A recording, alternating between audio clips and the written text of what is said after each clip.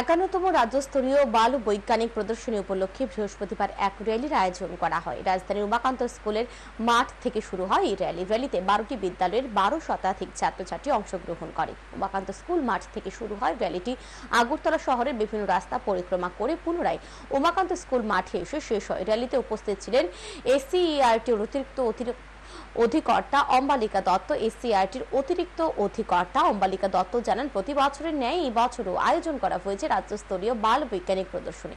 শুক্রবার রাজধানী মহারানী তুলসীবতী বালিকা বিদ্যালয়ে শুরু হবে দুদিনব্যাপী এই প্রদর্শনী।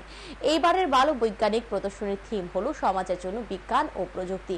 বাল বৈজ্ঞানিক প্রদর্শনীর বিষয়ে সকলকে অবগত করার জন্য এই দিনের র্যালির আয়োজন করা হয়েছে বলেও জানান তিনি। আয়োজন করতে চলেছি 51তম রাজ্যস্তরীয় বাল বৈজ্ঞানিক প্রদর্শনী।